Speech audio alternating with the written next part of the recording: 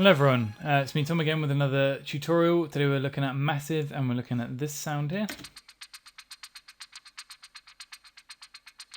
which actually I found you can use in a couple of different contexts like this.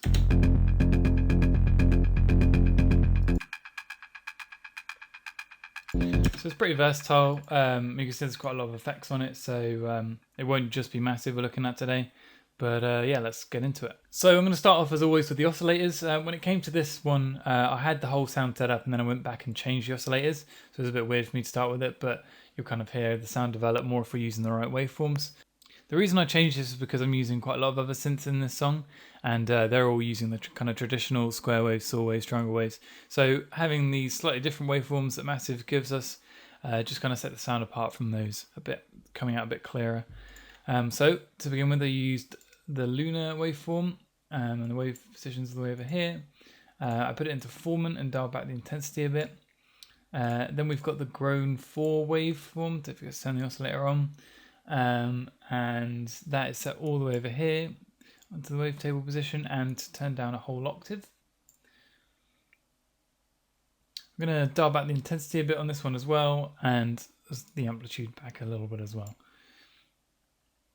Lastly, we've got additive 5 as our last waveform, and I've set that to about 2 o'clock on the wavetable position.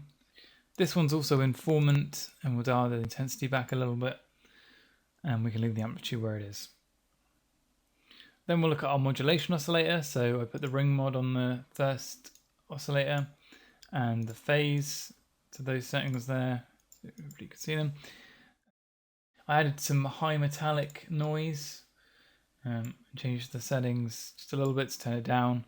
And this kind of, we can now listen to all the waveforms put together. So you can hear the kind of mix of sounds.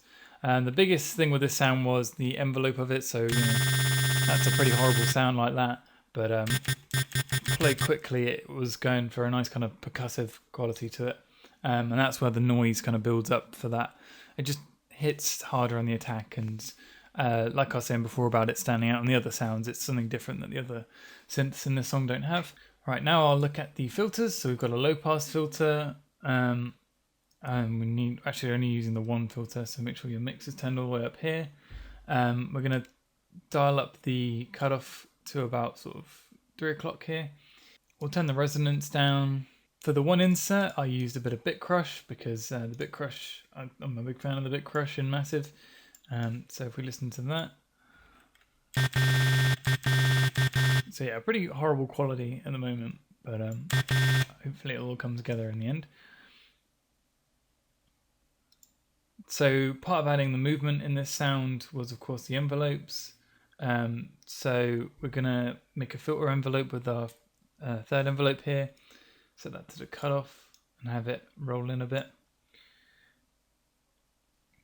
So we'll need full decay and full sustain, and not really any attack, but we're going to turn down the level of the attack just a bit to get the kind of overall build. I'm not sure this was like hugely important in the end, but I'd like to kind of recreate it pretty faithfully to what I've used in the track, so I've put it in there. Now we'll look at the amplitude envelope. So this one, again, like as I was saying, it's quite a short decay. We don't want any attack. And I've brought the sustain all the way down. So now we have this. And there you can hear it sounds more like our original synth if I just... minus all the effects, but you can hear the quality's coming. So for the effects with this synth, I've put on a bit of distortion. I'm not really sure, looking back on this one, it's interesting that I've used it. I'm not sure it's massively, wow, that's a good pun, important because of the kind of quality of the sound already. But it does kind of just make it a bit harsher, and depending on the environment you're using it in, you know, it's nice to have it come out a bit more. If it was a more gentle track, then I probably wouldn't go for this. I'd just turn it up. Speaking of just turning it up, I forgot to add some feedback here, so we'll just do that. That makes a small difference. And the last effect I used was the dimension expander because it's great. So just want to kind of standard. I mean, you want to do this to taste really, depending on the track, but got quite a big sound there. So that's the actual synth part done. You can hear it's pretty. A lot of the sound is here, but to really get it sounding like this, and in particular this, there was quite a lot of effects involved. So we'll take a look at those. Rather than going through those piece by piece, I think I'll just take a look at the ones I've got on here. So starting off with this auto filter, we've got this automation. So I went for a couple of iterations of this. Sometimes I'd have it go across a whole beat, but in the end I wanted this kind of quiet, it's really quick percussive sound that I noticed in other tracks, where they don't really use hi-hats so much, as they'll have a synth like this that sounds kind of like a hi-hat, but it's got the kind of pitched element to it. So yeah, this is just moving the cutoff really violently, and that gives us the shaking quality. So if I just turn that off. You could, I guess, just hook this up with a filter envelope there, but I was using this across parts, so having it as automation here was pretty helpful. Of course, you can just automate in Massive anyway. I've cut the low end out completely, partly because of what it was going against, but because it's this kind of almost hi-hat like sound, I wanted to have that quality to it. So I'm just going to put down an EQ on the one we just made. So you can see there's actually quite a lot of low end in this synth. So I just peel that back. So again, it just kind of takes it out of the space of the other synths. I mean, I'll just play a bit more of this track and you can hear there's a lot competing with it.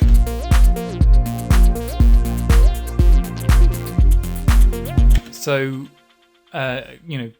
clean synths are kind of the order of the day, and chopping out that much low end is a good way of doing that.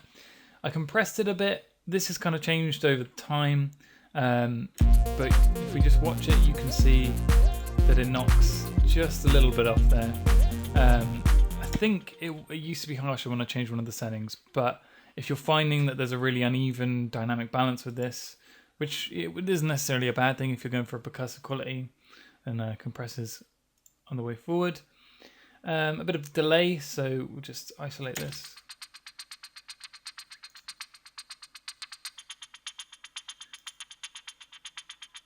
So you can hear the delay really adds a lot to it.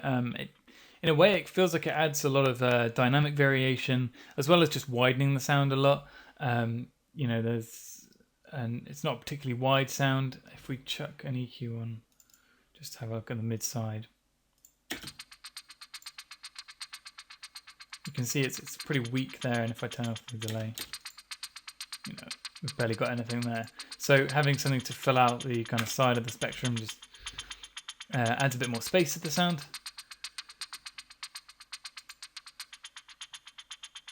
And then lastly, on the effects chain, I've got just a bit of sidechain compression, which, because it's house music, everything is sidechain compressed. Because it's any kind of dance music, it's sidechain compressed. Just one other thing to mention is this extra bit here we can hear, where it takes on quite a dark quality. The main reason for that is the octave it's playing in. So up here we're in almost C4, at the very top of C3.